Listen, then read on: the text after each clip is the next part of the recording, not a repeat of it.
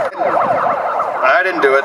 And with that, I will introduce the next speaker, who is one of the best community organizers in the, one of the best community organizers in the area, and one of the best czars that any of us have ever known, Scott Allegrini.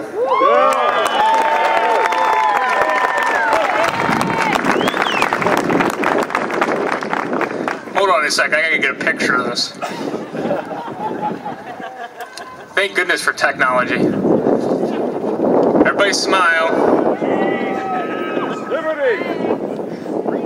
Oh, y'all look beautiful. First off, I want to thank Corey and Connor and Scott Boston for putting this together. And Connor, I'm sure you're not the most popular person on campus right now. So it took a lot of courage, and I thank you. We need a lot more young people like that.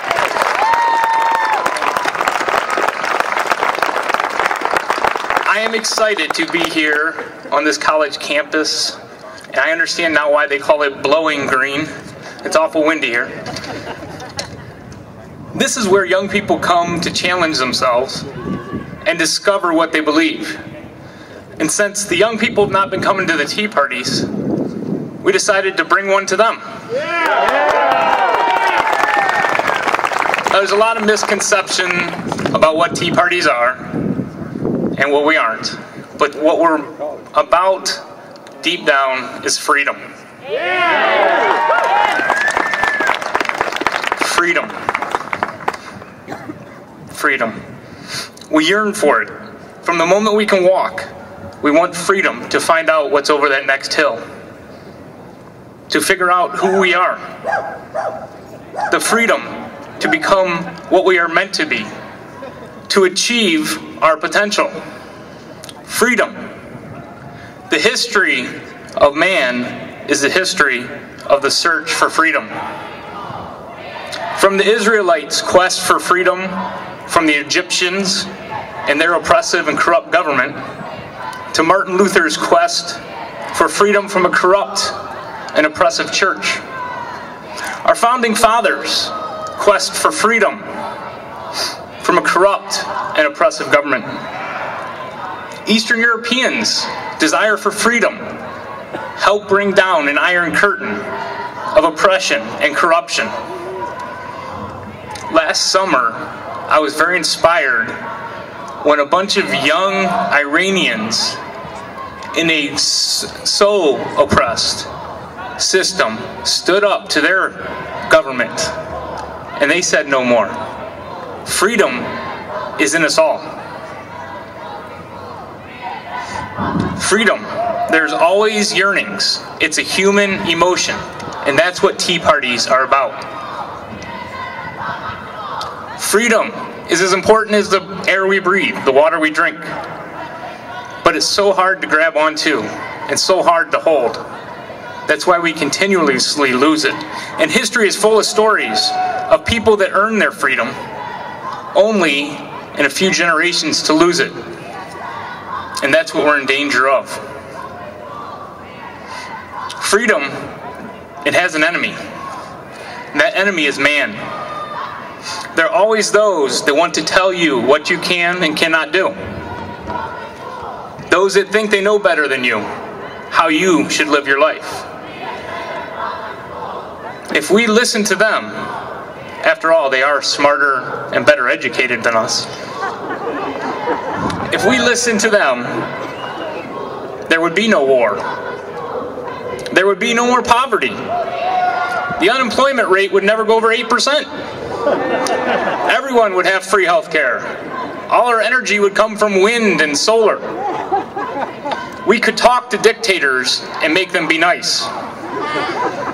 And we could cause the seas to fall. If we only listen to them. I mean, they are smarter than us. They graduated from Ivy League schools. So don't they know better than us? I don't think so. I think common sense will save us.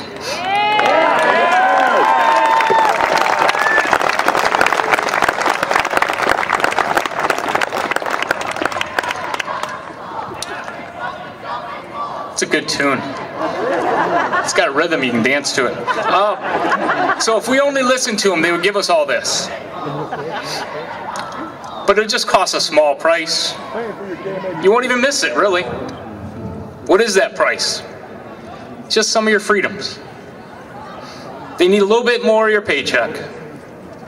A few less choices will be available to you. You can still have free speech, as long as it's politically correct, and of course in a free speech zone. They just want a few of your freedoms. You won't miss them. Of course, common sense tells us those promises they make us won't come true. We won't buy it. Each freedom we give up will put us closer to living under an oppressive, corrupt government. And that is what history is all about, is fighting to get your freedoms back from an oppressive and corrupt government.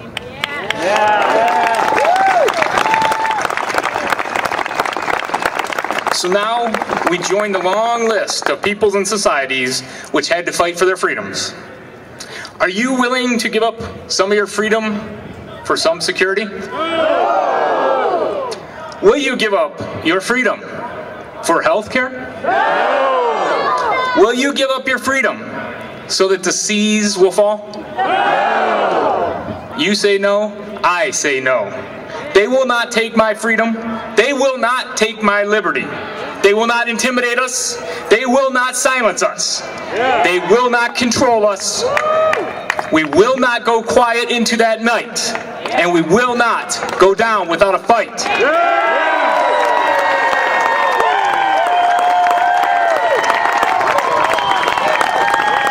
So here's my challenge to you as a community organizer. Get interested. And I think all of you are here. Get informed. Get involved. Not just yourselves, your neighbors, your family, everybody. You need to become the key person that your friends and family turn to on political issues. We can no longer stay asleep. We can no longer elect people to Washington and turn a blind eye and say they'll do the best for us. They will not. They have showed that. We have to hold them accountable. We have to hold them accountable at the ballot boxes. We have to stay vigilant. Eternal vigilance is the only thing that will allow our freedoms to survive. And don't kid yourself. We are on the edge. Our freedoms are close to being gone. So it is now time for you to make that decision. Are you going to get in the game? Or are you going to stand on the sidelines? Get in the game, stand on the sidelines, there's no choice. Get in the game so that your children, your grandchildren, those kids back there, they will have a country where they have freedoms.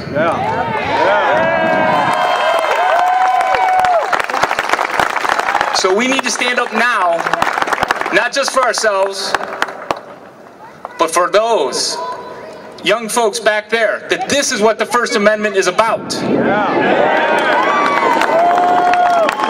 I applaud them for coming out and voicing their opinions. I may believe they're misguided, but they have the right to be here, just as we do. And unless we stand now, we will lose those rights.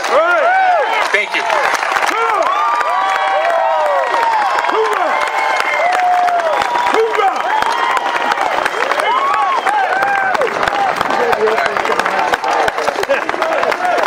Thank you very much, Scott. Great speech.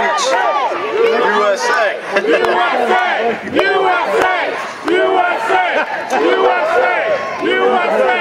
USA! I think I hear USSR coming from back there, but dash party.